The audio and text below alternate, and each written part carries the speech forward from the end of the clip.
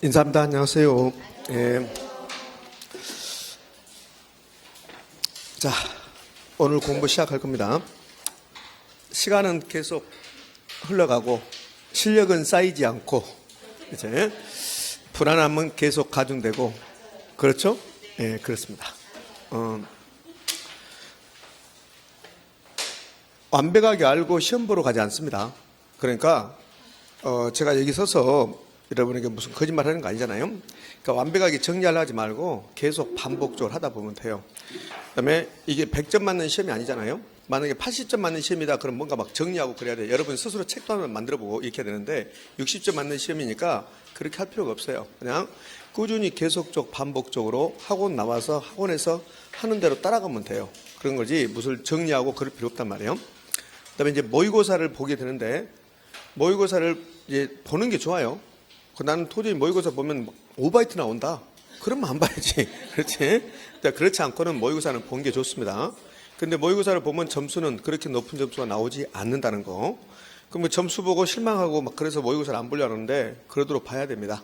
이제 모의고사를 보면서 이게 점수도 확인할 수 있지만 그 점수는 그게 중요한 게 아니라 어쨌든 간에 시험장에 가서 100분 동안에 1차 과목 80문제를 풀어내야 돼요. 마킹까지. 이렇게 한다고. 그런 실수를 줄이는 방법으로 해서 모의고사를 보셔야 됩니다. 실제로 이런 일이 발생하지 않을 것 같죠. 지금 하는 말이 실제로 발생합니다. 실제 시험장 가서 2장을 넘겨버리는 경우가 있어요. 이렇게 2장을. 그러니까 이제 10번 문제 풀고 11번이어야 되는데 2장을 이렇게 넘겨버리면 겹치하고 넘겨버리면 21번을 자기가 풀고 있는 거야. 그것도 모르면서 풀어요. 그래서 다 푼 것처럼 해요. 근데 보니까 마킹할 때 보니까는 10문제를 못 푼 거야. 그런 경우가 나타난단 말이에요. 그러니까 그런 것을 방지하기 위해서 모의고사는 보시는 게 좋고 또 이런 거 있잖아요. 뭐가 있냐면 내가 모의고사를 통해서 이걸 점검하셔야 돼. 뭘 점검하냐면 문제를 다 풀고 나서 마킹하는 게 자기한테 편한지 아니면 10문제 풀고 나서 마킹하는 게 편한지 아니면 한 문제 풀고 바로 마킹하는 게 편한지 자기한테 편한 게 있단 말이에요. 그것도 하나 점검하고 그런 차원에서 하셔야 되고 그다음 또 이런 것도 뭐 있어요. 뭐가 있냐면 나는 개론부터 푼 게 편한지 민법부터 편한지 이게 있단 말이에요. 이게 그러니까 이거거든요. 대체적으로 말씀을 물어보시면 시험 보고 가서 물어보면 만약에 민법이 어려웠다 그 해에 그 민법부터 풀면 점수가 떨어져요. 그러니까 민법부터 풀어버리면 어려운데 민법부터 풀어버리면 그 민법에다 시간을 많이 할애하고 머리가 띵한 상태에서 개론 가잖아요. 그러면 시간도 부족하고 아는 것도 막 그냥 넘어가 버린다고 그렇게 그런 경향이 있다고. 그래서 문제를 받아봤을 때 모의고사부터 연습을 하셔야 돼요. 어떻게 하냐면 문제를 받아봤는데 개론을 봤는데 1번부터 5번까지는 좀 쉬워야 되거든. 개론이 부동산의 개념, 뭐 복합 개념, 법경기 나오고 뭐 이렇게 해야 되거든.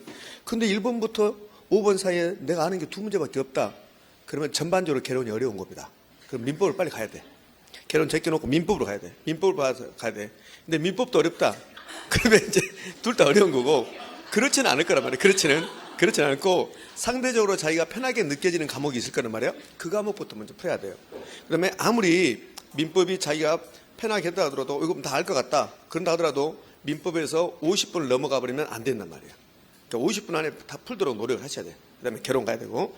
그러니까 민법에다 시간을 많이 할애할 필요가 있어요. 왜 그러냐면 개론은 40분이면 끝나요. 왜? 계산문제 찍잖아요. 찍으니까 40분 끝난다고. 그래서 민법에다 좀 시간을 필요할 필요가 있는데 그렇다 해서 민법에다 70분 할애했다. 그러면 거의 떨어질 확률이 높아요. 민법에다 70분 할애했잖아요. 높은 점수가 나올 것 같아요? 안 나올 것 같아요? 안 나와요. 민법에 70분 했다고 모른다는 소리거든. 모르니까 또 보고 또 보겠다는 소리거든 이게. 그 민법에다가 70분 할애했다 모른다는 소리야. 그러면 개론도 30분이 안 되니까 마킹은 해야죠. 개론은 또 막 찍어버린다고 그렇게. 그러면 점수가 낮을 수밖에 없어요. 그런 걸 점검하는 차원에서도 모의고사는 좀 보시는 게 유리합니다. 예? 이렇게 보시면 학원에서 좀 모의고사를 봐서 제가 돈을 버는 겁니까? 학원이 돈 버는 겁니까? 학원은 귀찮아요. 사실은 모의고사 보면 여러분 다 문 열어야 되죠. 얼마나 귀찮아겠어요. 원장님 쉬어야 되는데. 그렇지만 봐야지만이 여러분께 도움이 되니까 보라 한단 말이에요. 그다음에 원장님이 모의고사 볼 때 저한테 꼭 부탁하거든요. 다른 학원, 우리 이제 제가 방문가가 아닌 학원을 나가는 학원이 있단 말이에요. 거기서 모의고사 시험지를 사오라고 그래. 사오라고 한다고. 그럼 봐가지고 여러분한테 이제 모의고사 또 한번 보고 그러잖아요. 그렇게 신경을 쓴단 말이에요. 그러니까 여러분도 모의고사를 보는 게 유리하다. 모의고사 이야기를 계속 할 수는 없잖아요. 우리 이제 공부를 해야 되지. 자, 이제 공부 시작합니다. 결론은 모의고사는 보는 게 유리하다. 제발 보고 나서 울지 마라. 그래서 자, 오늘 평가론 마무리하고 개발관리 마케팅 이렇게 하도록 할게요. 그럼 감정평가로는 이제 오늘 세 꼭지를 배울 겁니다. 수익환원법이라는 걸 배우고, 그 다음에 물건별 평가라는 걸 배우고, 부동산 가격 공식 이렇게 배울 겁니다. 자, 책은 몇 페이지부터 볼 거냐면, 자, 수익환원법이 몇 페이지부터 있냐면요. 자, 갑시다. 159페이지부터 있습니다. 159페이지에 수익환원법이 있는데, 이 수익환원법은 최근 10년 동안 거의 한 8번인가 나와요. 그럼 최근 10년 동안 8번 나오는데 그 중에서 8번 중에서 6번이 계산 문제입니다. 그럼 주로 계산 문제를 낸다는 거예요. 그러면 최근 10년 동안 계산 문제 6번을 냈는데 매우 쉽습니다. 매우 쉽다고. 이 책에 있는 계산 문제가 있거든요. 이 정도밖에 출제하지 않아요. 이게 작년에 출제했던 게 매우 어렵게 냈고, 그리고는 쉽게 내요. 매우 어려운 거 아니라 그동안 10년 동안 계산 문제 낸 것 중에서는 어려웠다는 소리예요. 이렇게. 그럼 이제 이론적으로 내고 그렇습니다. 자, 이제 수익환원법 들어가기 전에요. 우리 투자론에서 이런 거 배웠죠? 순형가법, 수익성지수법, 내부수익법 배웠죠? 그 중에서 가장 우수한 방법이 뭐라고 그랬습니까? 순형가법. 그 이유는요? 왜 우수하다고 그랬어요? 그래요. 알 필요 없다고 그랬어요. 시험 문제에서 왜 순형가법이 우수합니까? 안 물어봐. 그냥 순형가법이 가장 우수하다 그러면 된단 말이에요. 그러면 감정평가 방법, 가격, 가액 관한 게 원가법, 거래사례비교법, 수익환원법 이렇게 있단 말이에요. 3개. 물론 토지가격 관한 공시지가 기준법 있지만, 그럼 혹시 시험 지문에 감정평가 방법 중에서 어떤 게 가장 우수한 방법입니까? 어떤 게 가장 이론적입니까? 어떤 게 가장 과학적입니까? 이렇게 물어보면 뭐다? 수익환원법입니다. 수익환원법. 수익환원법이 가장 이론적이고 가장 우수한 방법이고 가장 과학적이다 된단 말이에요. 그러니까 그렇게 외우시라고. 봐요. 순형가법하고 수익환원법하고 그다음에 원가법하고 거래사례비교법 요 3가지가 가액 관한 건데 시험 지문에 혹시 이런 말 나온다고. 수익환원법이 이론적이고 과학적이고 우수하다 이렇게 나오면 O일까 X일까? O야. O. 수익환원법이 가장 우수한 방법입니다. 그러면 시험에서 왜 수익환원법이 가장 우수합니까? 이런 걸 안 물어봐요. 그냥 수익환원법이 가장 이론적입니까? 가장 우수합니까? 그러면 네, 그러면 된단 말이에요. 그 이유는 좀 이따 이제 알게 될 거란 말이에요. 자, 그러면 수익환원법 시작할 건데 이론하고 계산 문제였는데 이론에서 가장 시험 지문이 잘 나왔던 게 요 개념입니다. 개념. 요 개념은 지난주에 봤을까 안 봤을까? 봤어요. 감정평가에 관한 규칙 2조 정의할 때 지난주에 정의해서 5번 원가법, 6번 적산법, 7번 거래사례비교법 이렇게 쭉 해서 이거 배웠단 말이에요. 그럼 수익환원법은 순수익, 미래 현금을 한원 또는 한원에서 뭘 구한다? 가액 구하는 것이다. 됐어요. 이거는 머릿속에 기억하셔야 돼요. 자, 요 가로 넣기 나왔다고 그랬죠? 여기다 가로 주고 기억에 들어갈 말, 여기다가 니은 주고 니은에 들어갈 말 이런 식으로. 그러니까 원가법, 거래사례비교법, 수익환원법 이 3개 중에서 가장 개념 잘 내는 게 이거예요. 이거 수익환원법. 자, 그러면 자, 수익환원법은 여기에 개념인데 그럼 수익환원법을 공부하든 원가법을 공부하든 거래사례비교법 공부하든 공식을 먼저 외워야 돼.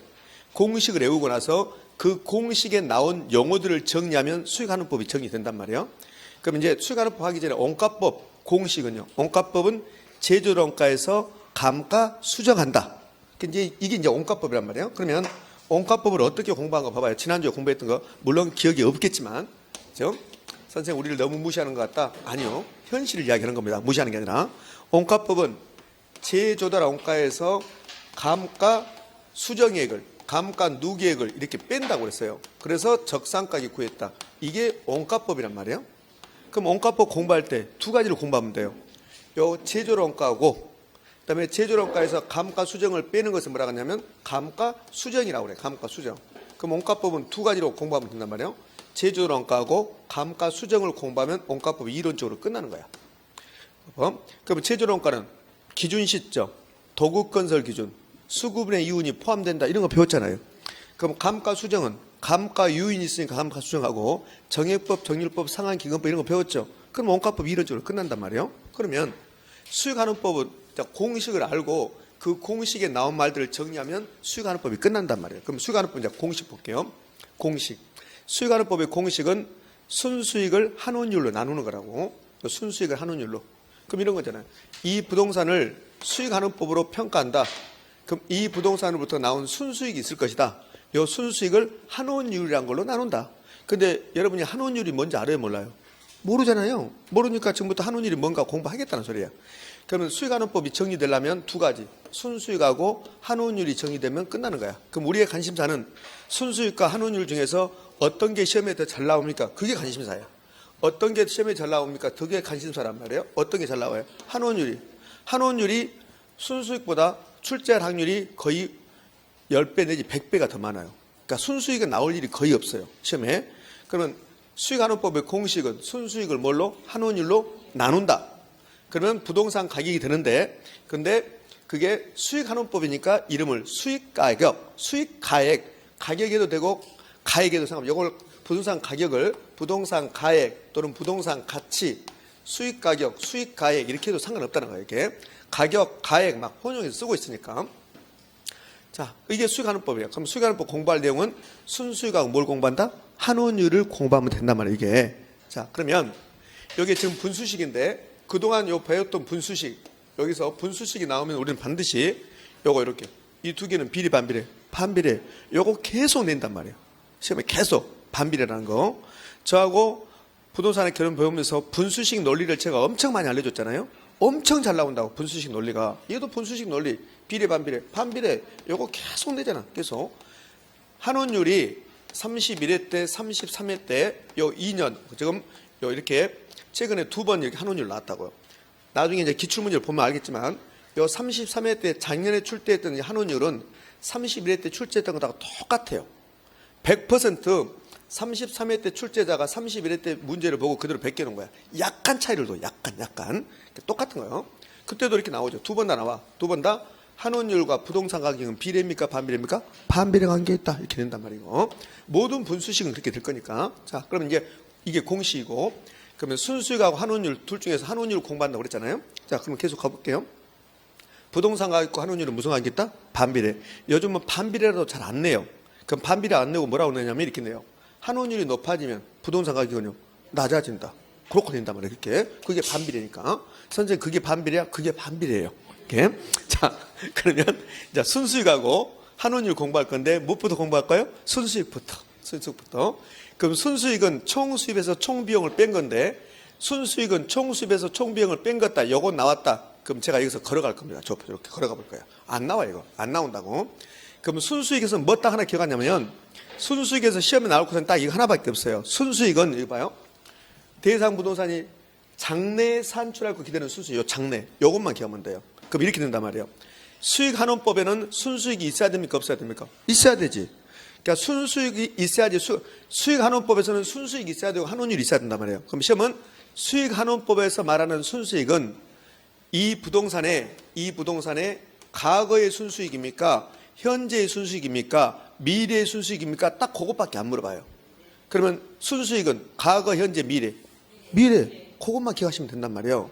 그러면 시험은 이제 어떻게 출제하냐면 수익환원법에 적용되는 순수익은 대상 부동산이 과거에 산출한 순수익이다. 이렇게 낸단 말이에요. 그럼 OX? X.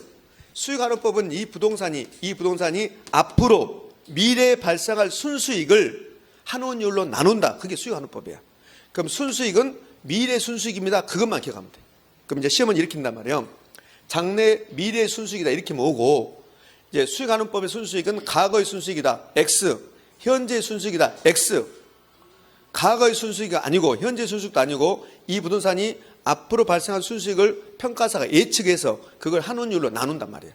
그래서 가격 구한다. 그게 수익환원법이에요. 그러면 시험은 이렇게 내면 죽겠죠. 여기에 나오면 단독문제 나올 것 같아요. 순수익이 지문 하나밖에 없어요. 지문 하나 주는데 여기다 준단 말이에요.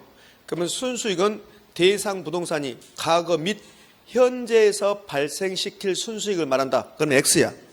과거 현재 것을 바탕으로 미래를 예측해 본다고. 예측. 그래서 수익환원법은 전부 다 미래지향적이고 수익환원법은 예측해야 되고 영가 예수 기억나죠? 영가 예수 영 가치정의 예측원칙 수익환원법. 그러니까 수익환원법은 예측 이렇게 한단 말이에요. 예측. 그 과거를 예측합니까? 미래를 예측해야지. 이래요. 그러니까 수익환원법은 전부 다 미래지향적이다. 이렇게 하셔야 되고 그러면 이제 속일 때 이렇게 주면 다 알아버리잖아요. 수익환원법의 순수익은 과거의 순수익이다. 그러면 다 알아버리니까 이렇게 했단 말이에요. 수익환원법의 순수익은 대상 부동산이 지난 1년간 산출한 순수익 그랬다고. 지난 1년간 산출한 순수익. 그럼 지난 1년간 산출한 순수익이 과거입니까? 현재입니까? 미래입니까? 과거. 그래서 틀린 지문이 있단 말이에요. 요 지문 낼 때 이렇게 냈단 말이에요. 수익환원법이란 대상 부동산이 지난 1년간 산출한 순수익에 환원율을 적용하여 수익가액을 산정한다. OX? X. X라고 이렇게. 자, 그럼 이제 순수익 끝났습니다. 그럼 순수익 끝나면 뭐 공부한다? 환원율. 어차피 나오면 환원율이라고. 그러면 환원율 공부할 때 환원율 공부하기 전에 우리 부동산학 배우면서 뒤에 율자로 끝난 거 정리해 볼까요? 이자율이 있었어요. 이자율을 다른 말로 뭐 금리, 시장 이자율이 나왔고, 그다음 뭐 기대 수익률도 있었고, 수익률, 그다음에 실현 수익률, 뭐 요구 수익률도 있었고, 그다음에 지금 환원율 나왔습니다. 이렇게 환원율 이렇게 나왔어요. 이렇게. 그러면 우리 부동산학에서 배우는 이제 뒤에 율자로 끝나는 거죠. 율자로 끝난 거. 그러니까 요구 수익률, 기대 수익률, 환원율 뭐 이런 게 있단 말이에요. 뭐 기대 이율도 있고 그래. 혹시 요 기대 이율은 어디서 나오던가요? 기대 이율은? 요 기대율은 적산법, 기기필 거기서 나온단 말이에요. 그럼 이게 전부 다 본질이 뭐냐면 이자율이에요. 이자율. 전부 다 이자율이라고.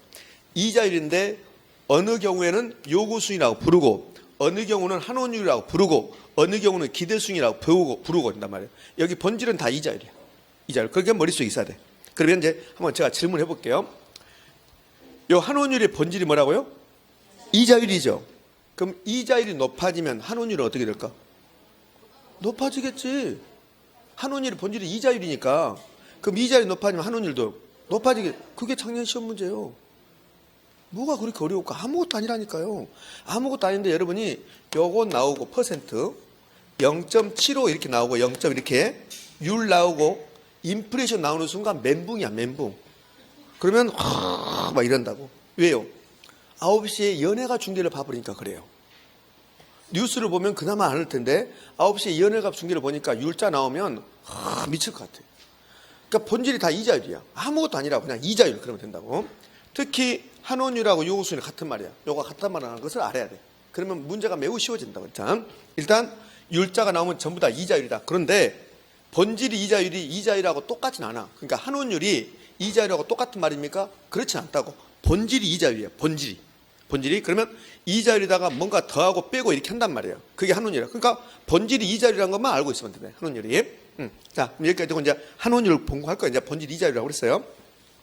그럼 이제 환원율 공부할까요? 그럼 환원율 요 공식 여기 환원율 공식인데 요거를 외우는 순간 공부를 잘못한 거라고. 왜 그러냐면 자, 우리 이 공식을 이게 공식이 무슨 공식이에요? 부동산 가격 가액은 순수익을 뭘로 나눈 것이다? 환원율로 나눈 것이다. 요거 알잖아요. 요게 수익환원법 공식이란 말이에요. 이게 여기 수익환원법. 이걸 수익환원법 중에서 이 공식을 직접환원법이라고 그래. 수익환원법에 직접환원법이 있는데 그게 여기 직접환원법 공식이라고. 그러면 여기 지금 수익환원법 공식인데 이게 두 개를 자리를 바꿀 수 있어요, 없어요? 있어요. 그러면 자리를 바꾸면 이렇게 된단 말이에요. 환원율은 순수익을 부동산 가격으로 나눈 값입니다. 이렇게 된단 말이에요. 이렇게. 이해됐죠? 그럼 요 위에 것은 수익환원법 공식이고 요 밑에 것은 환원율 공식이란 말이에요. 환원율. 그럼 환원율은 순수익을 부동산 가격으로 나눴다. 그러면 요 위에 공식을 알면 환원율 공식을 굳이 알 필요 있어요, 없어요? 없잖아. 자리 바꿀 수 있으니까. 의미하셨죠? 선생님 나는 두 개 다 기억해야 되겠다. 그럼 기억하시라고 두 다. 자, 그러면 31회 때 시험 문제 갈게요. 31회 때 환원율 나왔다 했으니까 그럼 31회 때 뭐라고 냈냐면 이렇게 내요. 환원율은 순수익의 부동산 가격을 곱했다고 냈어요. 곱했다. 곱하의 산자는 OX. X 나눈다. 어려워요? 안 어렵다니까요. 안 어려운데 일부러 여러분들이 요거 율자 나오고 퍼센트 나오고 분수식 나오면 일부러 어렵게 해버린다니까. 스스로. 야, 그거 어려워. 안 할 거야. 이렇게 해버린다니까. 요거 하면 그때 답을 맞췄잖아요. 그때 아무것도 아니라니까. 자, 그러면 요거 이제 나눈 값이다. 곱한 게 아니라. 그러면 이거 분수식이니까 한번 읽어봐요. 환원율은 부동산 가격에 대한 순수익의 비율이다. OX. 오, 지금 하는 말 얼마나 많이 했는가 봐봐요. 분수식 읽을 때 이렇게 한다고. 역시 31회 때도 그렇게 나오잖아요. 계속 똑같은 게 나온단 말이에요. 자, 됐어. 이제 더 이상 못해. 자, 그러면 이 두 개는 모든 분수식에서 두 개는 비례 반비례. 반비례. 그걸 낸단 말이에요. 그거. 자, 그러면 이걸 달만 하면 부동산 가격에 대한 순수익의 비율이다. 환원율은 부동산 가격에 대한 순수익의 비율이다. 환원율은 순수익을 부동산 가격으로 나눈 값입니까? 곱한 값입니까? 나눈 값이다. 그런데 부동산이 자산입니까? 아닙니까? 자산이야. 그러니까 이 부동산 자리에 자산을 집어넣어 준단 말이에요. 그 자리에 이걸 자산에다 딱 집어넣어 준다고. 이렇게?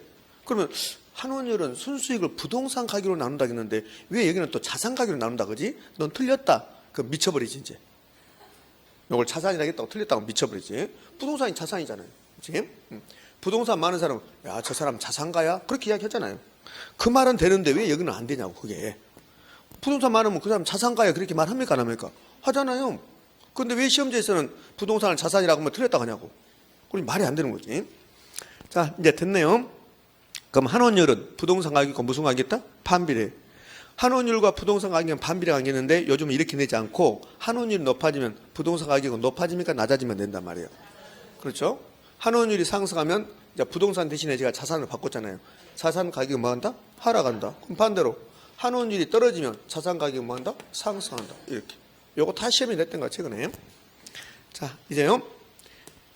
여러분 책에 요거 없고 이제 자, 지금 이제 뭐 하냐면 환원율에 대해서 좀 더 공부하기 위해서 요거는 이제 환원율이 공식에서 나오는 거고 요구순위는 우리 투자는 요구순위이 무위험률 플러스 위험할증률 플러스 예상 인플레이션이 있단 말이에요. 그럼 요 예상 인플레이션은 요구순위의 본질이 아니고 요구순위는 무위험률과 위험할증률이라고 그랬어요. 그럼 요 무위험률을 다른 말로 하면 뭐예요? 무위험률 시간의 대가. 시간의 대가. 요 무위험률이 이자율. 시장 이자율이라고. 시장 이자율. 그러면 무위험률이 높아지면 요구순위는 뭐예요? 높아진다 했잖아요. 무위험률이 높아지면 요구순위 높아진다. 그러면 위험할증이 높아지면 요구술도 높아진다. 그럼 위험할증이 높아졌단 말은 위험이 높아졌다는 소리거든. 그럼 위험이 높아지면 요구순위 높아질 거고 무위험률이 높아지면 요구순위 높아질 거고 무위험률이 이자율이거든. 시장 이자율. 그러면 시장 이자율이 높아지면 요구순위도 뭐하고? 높아질 거고. 근데 요구순위라고 환원율이 같다고 그랬죠. 그럼 이 자리에다가 환원율을 집어넣어봐요. 환원율. 그럼 환원율 이렇게 집어넣어주면 그러면 환원율은 이자율이 높아지면 환원율도 높아진다. 그 다음에 위험이 높아지면 환원율도 높아진다. OX? 오. 자, 무조건 쓰려고 하지 말고 쓰는 게 중요한 게 아니라 책에 다 있다니까. 요구 순위를 투자론에 다 있다니까. 못 쓰게 만들어야지. 못 쓰게. 쓰는 게 중요한 게 아니라 논리가 중요하잖아 지금. 자, 요구순위는 이거 얼마나 많이 했단 말이에요. 요구순위는 무위험률이 높아지면 요구순위 높아진다. 우리 시험에도 잘 나오고 위험이 높아지면 요구순위 높아진다. 이건 다 알잖아 이제. 그러면 요 무위험률이 은행 이자율이라니까. 이자율. 그럼 이자율이 시장 이자율이 다른 말로 금리라고 그래. 금리가 높아지면 요구순위도 뭐한다? 높아진다. 위험이 높아지면 그러면 위험할증이 높아지고 요구순위도 높아진다. 그런데 요구순위라고 환원율이 같은 말이다. 이렇게 기억하란 말이야. 같은 말이다. 같은 말이면 그러면 이자율이 높아지면 환원율도 높아집니까? 네. 위험이 높아지면 환원율도 높아집니까? 네. 그게 시험 문제란 말이에요. 이렇게. 예? 자, 그럼 이제 계속 이어서 가봐요. 여기 환원율하고 요구순위 같은 말이다. 이렇게 해놨습니다. 제가 환원율, 요구순위 같은 말이다. 그러면 예, 위험이 높아지면 자본 환원율이 그냥 환원율이야. 환원율이 뭐한다? 상승한다. 그러면 시장 이자율이 높아지면 환원율은 높아질까 떨어질까? 높아진다. 시장이 높아지면 환원율이 높아진다. 요거 낸다면 이렇게. 예.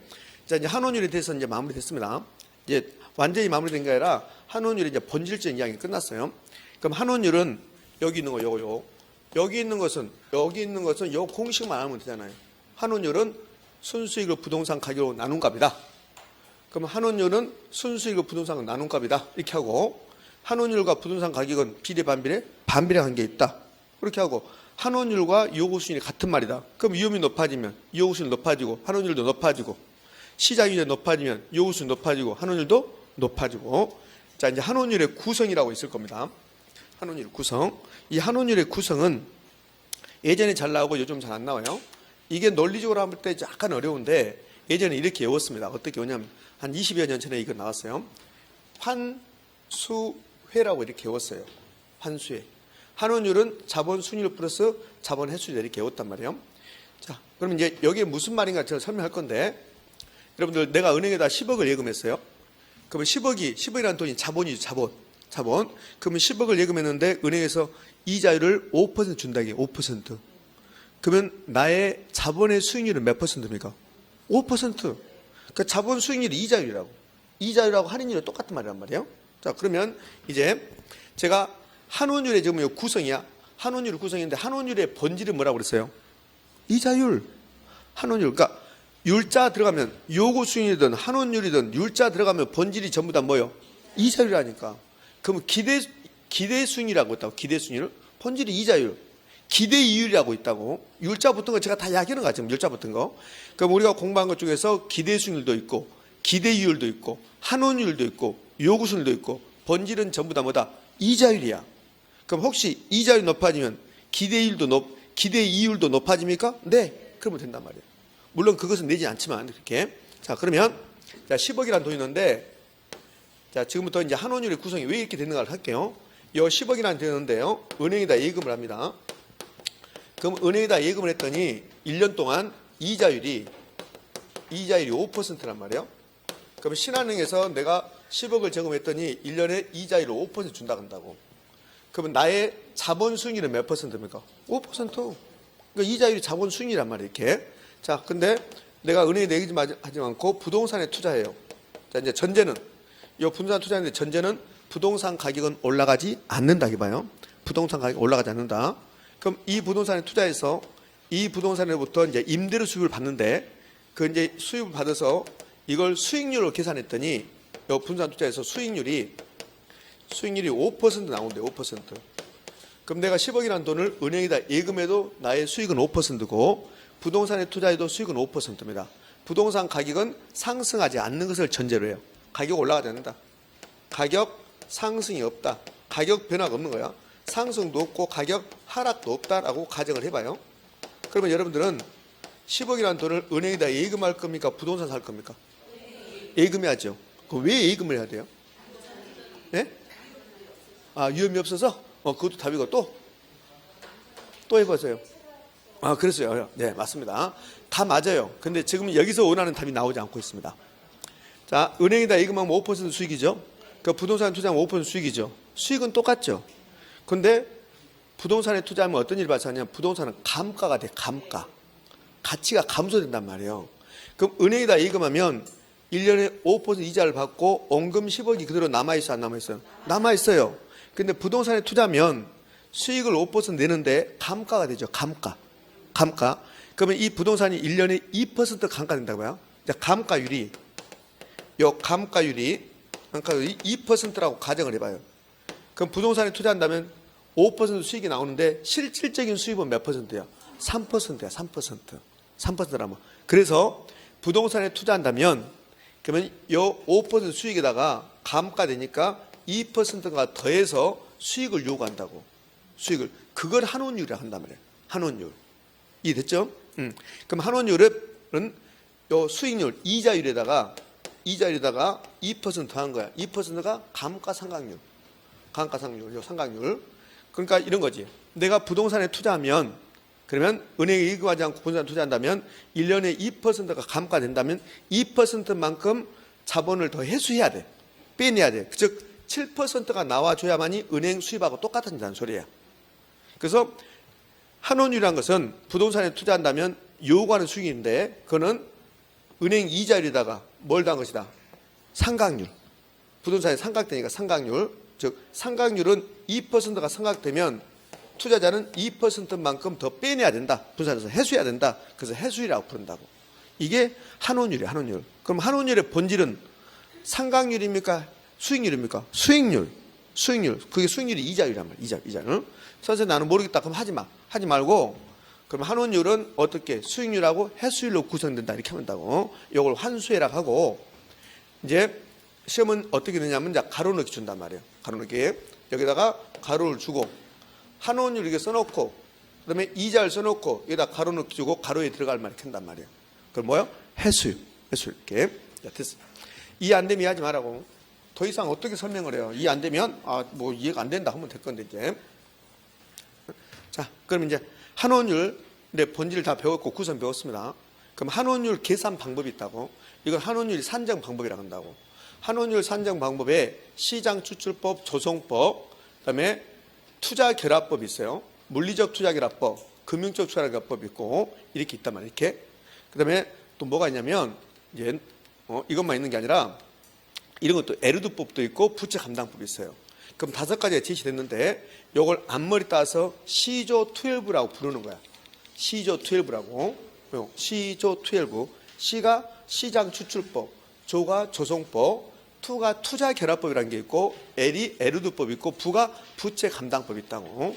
요거는 예전에 16회 때 시험을 내다가 안 내요. 안 내다가 작년에 여기에 등장을 한단 말이야. 작년에 뭐라 하냐면 환원율 산정 방법에 시장 추출법, 조성법, 투자 결합법이 있다. 이렇게 한단 말이야. 이렇게. 그래서 한번 보자는 소리야. 그럼 시장 추출법, 조성법 요거는 지금은 뭐 크게 의미가 되지는 않을 것 같아. 제가 설명해봐야 여러분들 눈빛 보면 뭐 하자는가 그래요. 그럼 여러분 눈빛 보면 저한테 무슨 원망을 보는 것 같아. 제가 이 책을 만든 게 아니잖아. 제가 이 이론을 만들어낸 게 아니잖아. 근데 수업하다 보면 저를 보면서 참 너 원망스럽다. 이렇게 어려운 거. 제가 이 이론을 만들었습니까? 아니잖아요. 근데 왜 저한테 원망의 눈빛 보느냐고. 책 보고 정말 짜증난다 너. 이렇게 해야 될 텐데. 근데 저보고 그런 것 같아 눈빛이. 자, 여기 시장 추출법 있고 조정법 있고 투자결합법, 에르두법, 부채 감당법 있는데 근데요.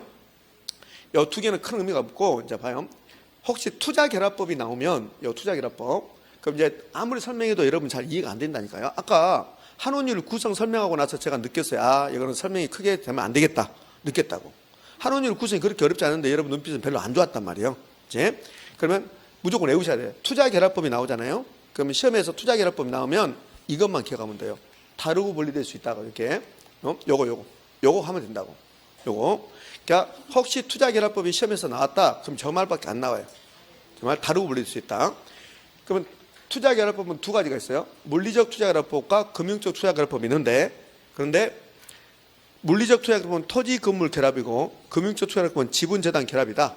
자, 이제 물리적 투자결합법이든 금융적 투자결합법이든 나오면 뭐가 나와야 돼? 다르고 분리될 수 있다 나온단 말이에요. 다르고 분리될 수 있다. 투자결합법이라는 것은 결합했다는 소리잖아요. 결합. 자, 이렇게 부동산이 있으면 토지와 건물이 있으면 투자결합법은 결합했다. 그 물리적이란 말이 무슨 말이냐면 눈에 보이는 게 물리적이라고. 그럼 이 부동산을 보면 요거 보면 돈이 보여요 안 보여요? 안 보이지. 여기 보면 저 건물 보면서 저 건물은 은행 돈 얼마고 그 다음에 주인 돈 얼마인가 보입니까? 안 보이잖아요. 여러분이 302호 아파트 살고 있는데 아파트를 20억 주고 샀어요. 그럼 20억이 아파트 샀는데 근데 그 20억 중에서 은행 돈 얼마고 여러분 돈 얼마고 보입니까? 안 보인단 말이에요. 그러면 토지 건물은 보여요 안 보여요? 보이지. 그게 물리적이란 말이에요. 물리적. 그러면 물리적 투자결합법은 토지와 건물을 결합했다 그 소리라고. 이렇게. 그럼 토지와 건물을 결합했는데 이제 물리적 투자결합법이 토지 건물 결합이다 그런 거 안 물어본단 말이에요. 안 물어보고 토지 건물 결합했는데 환원율 구할 때는 토지와 건물의 환원율이 다르고 분리될 수 있다 이렇게 하면 된단 말이에요. 그럼 시험은 물리적 투자결합법이란 토지와 건물의 환원율이 동일하고 같고 분리될 수 없다 이렇게 낸다고. 그럼 OX, X. 이건 논리를 알면 아 그러네 너무나 당연한 거네 왜 개론 선생님이 저렇게 열내고 설명할까 이렇게 돼야 되는데 제가 논리를 설명하는 순간 여러분하고 저하고 싸우자고도 걸려야 된단 말이에요. 그러니까 논리를 말 안 한단 말이에요. 네? 논리를 이야기하면 여러분이 저하고 아침부터 왜 이렇게 저렇게 복잡하게 나하고 싸우자는 소리야 그렇게 하니까 안 한단 말이에요. 이게. 그럼 어떻게만 다르고 분리될 수 있다 없다? 있다. 그러면 끝난다니까요. 나오잖아요. 제가 제 말이 내가 100% 확신할 수 있는 나오면 이것밖에 안 나와요. 다른 거 없단 말이에요. 이렇게. 자, 그럼 물리적 투자결합법 이제 갑니다. 그럼 보면 이렇게 나와요. 토지와 건물의 소득 창출. 요거 필요 없어요. 이런 거. 요거 필요 없다고. 요거만 하면 돼. 다르고 분리될 수 있다. 요것만 하면 된다고. 근데 시험 치면은 동일하고 분리될 수 없다 그런단 말이에요. 그러니까 물리적 투자결합법이 나오면 무슨 말만 다르고 분리될 수 있다. 그것만 기억하시란 말이에요. 그것만. 자, 그 밑에 이런 게 나와요. 니은에 무슨 계산 공식이 나온다고. 종합환원율은 봐요. 종합자본 환원율이나 그냥 환원율이나 자본 환원율이나 다 똑같은 말이라고. 그럼 환원율 계산, 요건 이제 계산할 때 하란 말이에요. 계산할 때 작년에는 요걸 계산해야만이 문제를 풀 수 있게 줬단 말이에요. 환원율은 토지 비율 곱하기 토지 환원율. 그럼 느낌이 있겠지. 토지 한원율 곱하기 토지 비율 곱하기 토지 한원율 했으면 그럼 건물은 가만히 있겠냐고. 건물 비율 곱하기 건물 한원율 이렇게 하겠지. 이렇게 하는 거고. 이걸 쓰라고 말 안 나오니까 걱정하지 말라고요. 그다음에 금융적 투자결합법은 그럼 투자결합법이잖아요. 그럼 무슨 말이든 다르고 분리될 수 있다. 그럼 금융적 투자결합법은 지분 투자자와 저당 투자자와 자의 요구 수익률이 다르고 분리될 수 있다. 그럼 요구 수익률이 할 필요 없어. 그냥 다르고 분리될 수 있다. 이렇게 하면 된다고. 아까 한원율하고 뭐하고 똑같다고 그랬어요? 요구 수익률하고 똑같다고 했잖아요. 그럼 이제 다르고 분리될 수 있다. 이제 니은이 이런 공식이 나온다고. 니은 공식. 그러면 공식을 외워야 되겠는가 안 외워도 되겠는가 봐봐요. 자, 여기다가 한원율 써볼게. 한원율. 그럼 느낌이 있어야지. 느낌이. 그러면 여기 위에는 토지 건물이고 여기는 지분 저당이잖아요. 그럼 이렇게 하면 되겠지. 토지 비율 대신에 요 토지 대신에 지분 비율 하면 되겠지. 이렇게. 곱하기 토지 한원율. 토지 비율이면 토지 한원율이고 지분 비율은 뭘까? 지분 한원율을 하면 되겠지. 이렇게. 플러스 그러면 지분 나왔으니까 저당이 나와야 되겠지. 그럼 여기는 저당 비율이 될 거고 곱하기 뭐가 될까? 저당 한원율이 되겠지. 이렇게. 이제 자, 그럼 보게요. 그렇게 돼 있는 거 보자고. 이렇게. 그러면 한원율은 종합 한원율은 이번에는 지분 저당이니까 여기는 토지 건물이니까 토지 건물 나왔고 지분 저당이 돈이잖아. 돈. 그래서 금융 쪽이란 말이에요. 그러면 지분 비율 나오면 지분 한원율이고 저당 비율 나오면 저당 한원율이고 이렇게. 예? 그러면 요 니은 투기단 니은은 계산 문제 할 때 이렇게 하는 거고 이거고. 그럼 이론적으로는 투자결합법 나오면 다르고 분리될 수 있다 없다? 있다. 그럼 끝난다고. 더 이상 할 필요도 없이. 자, 여기에 시장 추출법이라는 게 있는데 요 시장 추출법은 뭐 어떤 게 시장 추출법이냐면 한원율 구할 때 시장에서 뽑아내자. 시장에서 뽑아내자. 자, 여기가 우리 강서구입니다. 그럼 강서구의 부동산 시장인데 여기에 10층짜리 10층 상가야. 상가 건물. 그럼 요 10층짜리 상가 건물 요거 한원율 알고 싶어요. 요거 한원율. 그러면 이거 한원율 알고 싶다. 그러면 물리적 투자결합법은 아까 금방 배웠던 물리적 투자결합법은 토지 건물 소득 창출 능력이 다르고 분리될 수 있다는 전제하에 한원율은 토지 비율 곱하기 토지 한원율 플러스 건물 비율 곱하기 건물 한원율 그렇게 했잖아요. 그러면 시장 추출법 이름 봐봐요. 시장에서 뽑아내자는 소리야. 뽑아내자. 그러면 요 강서구면 요 강서구의 10층짜리 상가 건물 이 건물의 한원율을 구하고 싶은데 이 부동산하고 유사한 건물들이 강서구에 많이 있겠죠. 이렇게. 그러면 A 건물, B 건물 있는데 10층짜리 상가 건물 대상 우산이 A도 10층짜리 상가 건물, B도 10층짜리 상가 건물. 그러면 층수 똑같고 면적도 거의 흡사하고 이렇게 됐단 말이에요. 이렇게. 그러면 A한테 가서 너 한원율이 뭐냐? 한원율이 그러면 한원율이 몇 퍼센트냐? 10% 정도 된다 이렇게 말해요. 그럼 강서구에 있는 10층짜리 상가 건물의 한원율들은 다 다르겠습니까? 거의 비슷비슷할까? 비슷비슷하겠지. 그건 B한테 가서 한원율 물어보니까 9.98% 이렇게 된단 말이에요. 이렇게. 그러면 강서구는 10층짜리 상가 건물이 한원율이 약 10% 되겠구나. 그럼 너도 몇 퍼센트? 10% 이렇게 하라는 소리야. 그게 시장 추출법이라고. 시장에서 한원율을 추출해서 너도 10% 하라는 소리야. 이렇게. 그게 시장 추출법. 그럼 시장 추출법은 뭐 시장 비교만 필요 없는 거고 대상 부동산과 유사한 부동산에서 직접 한원율을 산정했다. 이렇게. 자, 그럼 여기서 이제 이게 나오면 포인트가 이거라고. 직접 간접이라고. 자, 그러면 시장 추출법은 한원율 산정할 때 대상 부동산에서 직접 했습니까? 유사 부동산에서 직접 했습니까? 그렇지. 그게 포인트야. 그러면 시장 추출법은 대상 부동산에서 직접 한원율 산정한다 이렇게 나온다고. 대상 부동산에 직접 한원율 산정한다. OX. X. 시장 추출법은 이 부동산에서 한원율 구하는 게 아니란 말이에요. 여기서 구한 거지. 그래서 그럼 이것밖에 없단 말이에요. 대상 부동산에서 직접 한원율 산정했다. 그럼 올까 X일까? X야. X라고. 그럼 시장 추출법은 대상 부동산이 아니라 유사 부동산에서 직접 한원율 산정했다. 그러면 끝내. 그것밖에 없고. 그럼 조성법은 우리 한원율 구할 때 요구수를 구할 때 무위험률에다가 거기다가 위험 할증률을 더했죠. 그런 식으로 하겠다는 소리예요. 그런 식으로. 무위험률에다가 위험을 가감하겠다. 이렇게. 그럼 결국 뭐하고 똑같아요? 요구수를 구하고 똑같잖아요. 그러니까 위험이란 말 나오면 조성법이다 이렇게 하면 된다고. 자, 이제 환원율 산정 방법. 자, 두 가지, 세 가지 배웠고, 이 두 가지 시장 추출법하고 조성법이 중요한 게 아니라 투자 결합법이 중요하다는 거. 그러니까 투자 결합법이 나오면 뭐라고요? 다르고 분리될 수 있다. 다르고 분리될 수 있다. 예. 자, 에르도법 볼 필요 없어요. 없습니다. 자, 부채 감당법은 여러 번 했습니다. 부채 감당법은 투자론에서 부채 감당률을 할 때 했단 말이에요. 그 부채 감당법으로 환원율 구할 때 요 세 개로 곱해주면 돼. 그러면 부채 감당률 곱하기 대부율 곱하기 저당상수 이 세 개로 곱하면 그러면 환원율이 되는 겁니다. 이렇게. 그럼 요 세 개로 곱하면 이런 게 나와요. 어떻게 되냐면 요 세 개로 곱하면 순수익분의 순수익을 부동산 가격으로 나눈다. 이렇게 된다고. 이렇게. 그럼 여기 뭐야? 환원율이잖아요. 환원율. 요 세 개로 곱하면 이렇게 된다고. 그래서 부채 감당법을 환원율로 간다. 그럼 애울 때 부대제라고 한다고. 부대죠. 그럼 시험은 가로넣기. 환원율 써놓고 부채 감당률 곱하기 기억 곱하기 저당상수. 그래서 기억에 들어갈 말이 된단 말이에요. 이렇게. 그래서 부대제라고 외우고 계산 문제를 준단 말이에요. 그럼 계산 문제 주면 이렇게 준단 말이에요. 부채 감당률 1.2다. 대부비율이 60%다. 저당상수 0.1이다. 이렇게 주면서 환원율 구하라 한다고. 그럼 세 개로 곱하면 되잖아. 이렇게. 그럼 이렇게 주면 변별 얘기 있을까 없을까? 없어요. 공부한 사람이나 아는 사람이랑 똑같잖아요. 그래서 이렇게 안 준단 말이에요. 이렇게 안 주고 요 부채 감당률을 안 준단 말이에요. 부채 감당률.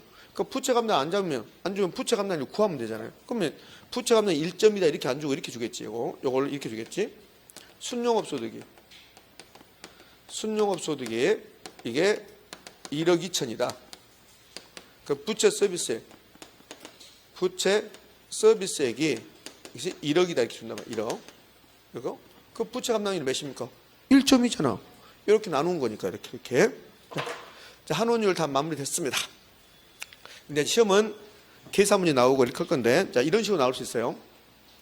자, 환원율 보면 이렇게 해서 이게 가로넣기 나올 수 있단 말이에요. 여러분 책은 지금 160페이지 하고 있는 거 160페이지.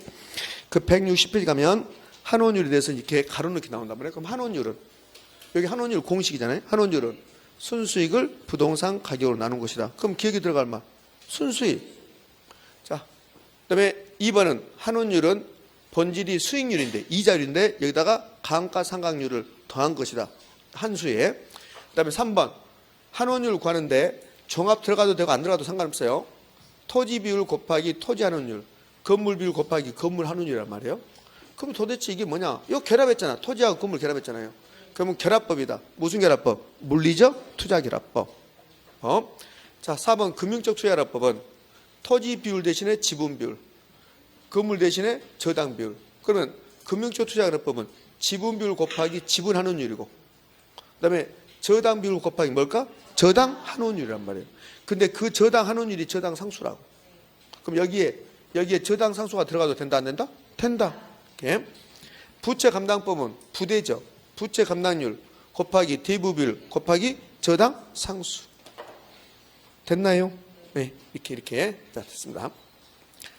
그리고는 이제 환원율 계산이 나오죠. 환원율 계산. 그래서 161페이지 가면 환원율 이제 지금까지 해서 환원율 수익환원법은 이론적으로 다 끝났어요. 지금 이론적으로 다 끝났죠. 이론적으로 다 끝났으면 이제 어떤 식으로 출제하냐? 이론적으로 열심히 공부했는데 근데 수익환원법을 공부했는데 수익환원법은 이론보다는 계산을 해서 계산 문제 더 잘 준단 말이에요. 작년에도 계산 문제 줬고. 그럼 수익환원법은 계산 문제는 두 가지야. 수익 가격을 구해봐라. 자료 주면서 수익 가격 구해봐라. 자료 주면서 환원율 구해봐라. 이렇게 준단 말이에요. 그러면 책 161페이지 보면 18회 때 계산 문제 나오는데 환원율 계산하라겠죠. 환원율. 자, 환원율 계산 문제 봐볼까요? 이렇게 이제 환원율 구하라겠는데 그러면 못 풀어도 상관없어요. 못 풀어도 상관없는데 이렇게 환원율 구하라 하면 못 풀어요. 그럴 수 있어요. 그럼 최소한 이건 써놔야지. 환원율 구하라겠으니까 이거 구하라겠으니까 어떻게 구할 거니까 공식은 알고 있어야지. 공식. 그럼 환원율은 순수익을 뭘로? 부동산 가격으로 나눈다. 요거는 알고 있어야지. 요거는. 그럼 계산 문제 난 안 할 건데 계산 문제 안 해도 요거는 알았어야지. 그래야만 이론적으로 공부가 되는 거지. 자, 환원율이 뭐냐고 물어봤어요. 환원율이 이론적으로. 그럼 환원율이 뭐냐? 그러면 환원율은 순수익을 부동산 가격으로 나눈 것이다. 그러면 환원율이란 것은 부동산 가격에 대한 순수익의 비율이다. 환원율은 순수익을 부동산 가격에 나눈 것이다. 요거는 알아야 되잖아요. 이게 계산하는 게 아니니까. 그럼 이론적으로 알려면 요건 알아야 되지. 그러면 계산 문제 풀려면 한원율은 순수익을 분산하게 나눈다. 그럼 순수익 알고 부동산 가격 알면 되잖아요. 그러면 이거 한번 풀어볼게요. 오래됐지만 총투자액이 부동산 가격이라고 얼마나 많이 했습니까? 그럼 총투자액 줬잖아요. 부동산 가격 줬잖아요. 요거 줬네. 요거 줬잖아요. 총투자액. 그럼 총투자액 줬는데 여기에 얼마냐? 여기에 1,000원, 1,000원, 1,000원 나왔죠. 그러니까 여기에 지금 여기에 이게 20만 원이라는 소리인지 여기 2억이라는 소리인지 2천만 원 소리인지 그거 신경 쓸 필요 없어요. 요거 다 빼버립니다. 요거 다 빼버려. 똑같은 금액을 한다고. 근데 굳이 요걸 얼마냐고 따지다 보려면 이렇게 하는 거야. 1,000원이죠. 그럼 일십, 백, 천, 만, 10만, 100만, 1000만, 억 이렇게 한다고. 그러니까 굳이 따지면 이게 분산가격이 2억이란 말이에요. 2억. 그럼 우리는 뭐만 구하면 돼요? 순수익만 구하면 되잖아요. 근데 여러분들이 열심히 했잖아. 가공기 유형순환에서 뭐 집어넣고 많이 했잖아요. 그거 왜 했을까? 요거 하려고 했잖아요. 그러면 가능총소득이 얼마예요? 요거 얼마입니까? 잘 모르겠다. 그러면 일십, 천, 만, 10만, 100만, 1000만 1950 1950만 원입니다. 50만 원. 네, 50만 원입니다. 그럼 여기서 뭘 빼야 돼요? 공실물 불량부채 빼야 되잖아요. 네? 그럼 연간 공실에 따른 손실액 얼마가? 이거 50만 원이네. 50만 원. 일십, 백, 천, 만, 10만, 50만 원. 그럼 50만 원 빼. 50만 원. 그럼 50만 원 뺐습니다. 기타 수입 있으면 더 해야 되지. 기타 수입 있어요? 없어요? 있네. 저거 얼마? 100만 원이네. 100만 원. 그럼 이렇게 해서 그림된 게 유효총소득이죠. 그럼 1950에서 50 빼고 100 더 했습니다. 그럼 얼마일까? 2000. 유효총소득 2000이네. 그럼 유효총소득 2000이면 여기서 뭘 빼면 돼? 영업경비 빼면 돼요. 영업경비. 근데 영업경비는 연간 유효총소득 40%. 여기에 40%란 소리야. 그럼 2000에 40%니까 또 여기서 뺄 때 여기서 빼기 2000 곱하기 0.4. 그래서 800이다. 그래서 순용업소득이 1200이다. 이렇게. 그럼 이 과정은 이렇게 할 필요 없어요. 이 과정은 이렇게 할 필요 없고, 요 유효총소득이 2000인데 영업경비가 4000이면 순용업소득은 영업경비가 40%면 순용업소득은 60%겠죠. 그럼 여기다가 바로 0.6을 곱해버리면 되지. 그럼 바로 이렇게 나오겠지. 그럼 여기다가 1200 올리라는 소리죠. 이렇게. 그래서 6% 나오겠지. 자, 넘겨봅시다. 넘겨서 162쪽 갑니다. 162쪽. 그 162쪽에 뭐가 나오냐면, 예. 작년에 나왔던 계산 문제 보자고. 작년에 나왔던. 그럼 작년에 나왔던 계산 문제를 볼 건데, 작년에 이렇게 줬단 말이에요. 33회 때. 어차피 수익하는 부분 계산 문제니까 느껴보란 소리야. 아, 내가 풀 수 있겠다, 없겠다. 충분히 저는 풀 수 있다고 봐요. 선생님, 나는 초등학교 이후로 산수를 한 적이 없다. 그분 빼고는 다 할 수 있어요. 아니, 농담하는 게 아니라니까. 농담하는 게 아닌데 학원에 와서 왜 하라는 일 않고 다른 일 하는지 모르겠지만, 근데 다른 생각하고 다른 일 하고 계속 하고 있잖아요, 지금. 그러니까 안 되는 거지. 그래서 맨날 어렵다고만 하지. 여러분에게 이게 어려운 건 아니라 여러분이 관심을 안 갖는단 말이에요. 어렵다고 해버리고. 이제 이 정도 나온다고 봐요. 그러면 이 자료를 주고 나서 부동산 가격 수익하는 법을 하겠다고. 그럼 이 공식은 누구나 다 한단 말이에요. 수익하는 법은 순수익을 뭘로 나눈 것이다? 한원율로 나눈 것이다. 이렇게. 그럼 두 가지 구하면 되잖아요. 순수익하고 뭐하고? 한원율하고. 작년에 이렇게 냈는데 이제 여기 한원율 구하는 건데, 그동안 여기 작년에 좀 이렇게 나왔고, 그동안 이거를 뭐라고 줬냐면 요거 자체를 한원율이 10%다 이렇게 줘버렸단 말이에요. 이렇게 예전에 이렇게. 그럼 한원율 10% 줘버린. 자, 이 문제를 약간 바꿔보겠다는 소리야. 그 바꿔보면 이 말이 없고 한원율이 10% 줬다 이게 봐요. 그래서 수익가격 구하라고 해봐요. 그럼 수익가격 구하려면, 수익하는 법 구하려면 순수익하고 뭘만 하면 돼요? 한원율 알면 되잖아요. 근데 한원율 요거 줬다면 10% 이렇게 줬잖아요. 그럼 우리는 뭐만 구하면 돼요? 순수익만. 계속 그렇게 된단 말이에요. 그러니까 순수익만 구하면 된다. 가능총수득 마이너스 공실물, 그것만 하면 돼. 그 나누기 하면 된다고. 근데 그걸 왜 못하냐고. 할 수 있지. 충분히.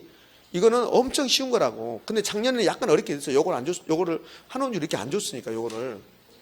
그럼 요거 한원율 10% 주는 경우와 안 주는 경우 차이가, 한원율 구할 수 있냐 없냐 그 차이가 있을 거니까. 자, 그럼 두 가지 하면 돼. 수익하는 법 계산 문제 합니다. 몇 가지 알면 돼요? 두 가지. 순수익하고 환원율하고. 그럼 이제 순수익 구해볼게요. 순수익 이제 구해봅시다. 자, 풀이 이렇게 해놨는데 순용업소도 구한다고 했잖아요. 그러면 자, 여기다가 우리 배운 대로 한번 해볼게요. 자, 이렇게 해서 자, 순수익을 환원율로 나눈 것이다. 이렇게. 그러면 부동산 가격이다. 자, 그러면 수익환원법으로 부동산 가격 구하려면 몇 가지 알면 된다? 두 가지. 순수익과 환원율. 그럼 순수익을 구하고 환원율 구하는 것이 그렇게 어렵지 않단 말이에요. 자, 그럼 순수익 산정합시다. 순수익 계산하자. 요거 엄청나게 많이 했잖아요. 가능 총수득에서 공실 및 불량부지 빼고 기타 수입을 더하고 그럼 유효 총수득이 나오고 여기서 영업기밀 빼면 그거 뭐가 나와요? 순용업소 나오죠. 이거. 그럼 여기서 특별하게 뭐 크게 계산하고 말 것도 없어요. 자료를 다 주니까. 가능 총수득 얼마 줬어요? 4,400 줬잖아요. 4,400을 줬잖아요. 이렇게. 거기서 공실 손실 상당히 대손 중단 거. 이게 공실 및 불량부채란 말이에요. 그럼 가능 총수득의 10%죠. 그러면 10%면 4,400 곱하기 0.1 요걸 뺀다는 소리예요. 이렇게 뺀다. 예? 그럼 기타 수입이 있어요, 없어요? 없어요. 없다고. 요 문제를 기타 수입을 주면 출제자가 뭔가 잘못한 거예요. 안 줘야 돼, 이거는. 복잡해지니까. 그럼 기타 수입 안 줬습니다. 그럼 유효 총수득은 요거 계산할 필요 없어요, 이거는. 4,400 곱하기 몇이에요? 0.9. 맞죠? 요거 10% 뺐으니까 0.9가 남았을 거 아닙니까? 요거 남고. 그 다음에, 자, 요 금액에서 영업경비 빼야 되죠? 그럼 영업경비가 운영경비란 말이에요. 운영경비. 제가 수업 시간에 말했잖아요. 꼭 영업경비를 하지 않는다. 영업경비하고 운영경비가 똑같은 말이다. 영업하고 운영이 똑같은 말이니까. 그럼 영업경비, 운영경비가 가능총수득 2.5%. 여기에 2.5%란 말이에요. 그럼 여기서 이제, 그래서 영업경비는 4,400 곱하기 0.02호를 빼야지. 2.5%니까. 맞죠? 그러면 순용업소득이 계산될 건데, 그럼 순용업소득은 결국은, 순용업소득은 4,400, 가능총수득이 4,400에서 얼마를 빼냐면 10%하고 2.5%를 빼는 거라고. 10%, 2.5%. 여기서 10% 뺐잖아요. 또 2.5% 빼잖아요. 두 개만 빼면 된단 말이에요. 그러면 이 절차가 필요 없이 공부를 몇 번 풀다 보면 느낌이 있단 말이에요. 느낌이. 순용업소득은 이렇게 복잡하게 하지 말고 여기서는 요 4,400에서 10%를 빼고 또 2.5% 빼고 그럼 결국 몇 퍼센트 빼라는 소리야? 12.5%를 빼라는 소리야. 그럼 남아있는 것은 몇 퍼센트일까? 100%에서 12.5를 빼면 남아있는 것은 87.5 곱하기 0.875를 해버리면 그럼 순용업소득이 나온단 말이에요. 순용업소득. 그래서 순용업소득을 계산했더니 거기 얼마 나왔습니까? 순용업소득이 3,850이 나온 거야. 그럼 여기에 3,850만 써주는 거야. 이렇게. 그럼 이제 뭘 구하면 돼요? 환원율 구하면 되잖아요. 그럼 환원율 구할 때 여기 보면 토지 환원율, 건물 환원율, 토지 비율, 건물 비율 나왔잖아. 그 작년에 출제자는 매우 친절한 사람이야. 환원율 산정할 때 물리적 투자계라법을 하라 했잖아요. 그 물리적 투자계라법은 어떻게 한다고? 토지 곱하기 토지 환원율, 건물 곱하기 건물 환원율. 그럼 토지 비율 몇 퍼센트야? 60%, 0.6 곱하기 그다음에 토지 환원율 5%, 0.05. 이걸 모른다 하더라도 느낌상 다 오잖아. 느낌상 요거 모른다 하더라도 요거 이렇게 곱해주면 되겠다. 요거 곱해주면 되겠다. 그게 안 옵니까? 저는 그게 올 것 같은데 아무도 모른다 하더라도. 플러스 그럼 건물은요 40은 0.4 곱하기 10 0.1. 그럼 요거 3%. 요거는 4%. 그럼 몇 퍼센트? 7%. 그러면 여기 0.07. 그럼 답 나오는 거지. 그럼 얘는 요거 때문에 약간 어렵고 그동안 출제했던 것은 요거를 이렇게 주지 않고 환원율은 10% 이렇게 준다고. 그럼 요 문제가 환원율 10% 줬다 이거예요. 요 문제가. 그럼 환원율 10% 줬다. 그럼 요것만 구하면 바로 된다고. 그러면 순용업소득이 구해졌잖아요. 그럼 10% 나눠라. 그럼 10% 나누면 0.1로 나누는 소리지. 이렇게 할 필요 없어요. 환원율이 10% 주어지죠. 그럼 여기 순영업소득이 3,850이죠. 이렇게 10%죠. 그럼 여기다 0 하나 더 붙여줘. 그럼 돼. 그럼 답이 된다고 이렇게. 자, 요거는 수익환원법은 계산 문제가 시험에 가장 잘 나오고 수익환원법 계산 문제 이제 마무리하고 쉬었다 할 건데 그럼 수익환원법이 혹시 계산 문제 나오면 할 수 있다니까요. 충분히 할 수 있어. 제가 그러잖아요. 여기 있는 요 책에 있는 계산 문제는 풀 수 있다는 거야. 충분히 풀 수 있다고. 그럼 환원율 아니 수익환원법 공식 써볼게요. 공식 수익환원법 공식 순수익을 뭘로 나눈 것이다. 환원율로 나눈 것이다. 이렇게. 그러면 요 순수익 계산 공식 가능 총수 쭉 했죠. 그러면 나는 요거 안 외우니까 안 할랍니다. 요거는 계산 문제 하든 안 하든 외워야 돼요. 계산 문제 하든 안 하든. 가능 총수도 쭉 나가죠. 계산 문제 하든 안 하든 요걸 외워야 된다고. 왜? 이론으로 나오니까. 그러면 가능 총수도 쭉 해서 요거 구하고 환원율이 주면 더 좋고 안 주면 이 정도밖에 안 나오니까 구하면 되죠. 오케이? 환원율 계산 문제가 이 정도밖에 안 나온다고. 이 정도. 그럼 요거 구하면 되잖아요. 그러면 끝난 거지. 그래서 나눠주면 될 거니까 더 이상 할 게 없고 나는 한번 해봐야 되겠다 그러면 하는 거고 나는 도저히 안 되겠다 그러면 할 수 없는 거고. 자, 됐어. 자, 이렇게 해서 수익환원법이 이제 마무리됩니다. 자, 162쪽 하단부에 임대료 산정 방문 나오죠. 요 임대료 산정 방법은 지난주에 감정평가 규칙할 때 다 했습니다. 그럼 적산법은 어떻게 합니까? 적산법의 공식은 필 이렇게 쓴다. 요 기가 기초가액, 요건 기대 이율 두 개를 곱하고 거기다 뭐 해야 된다? 필요 경비를 더한다. 그다음에 임대사례 비교법은 임대사례에다가 사정보정, 시점 수정, 지역유인 비교, 개별유인 비교, 그다음에 면적 비교, 그래서 비준 임대료, 비준 임대료 해도 되고 비준 임료해도 상관없고. 자, 세 번째가 뭐가 나올까? 수익 분석법. 수익 분석법은 순필을 외우죠. 순필. 순수익에다 뭘 더한다? 필요 경비를 더한다. 자, 끝났습니다.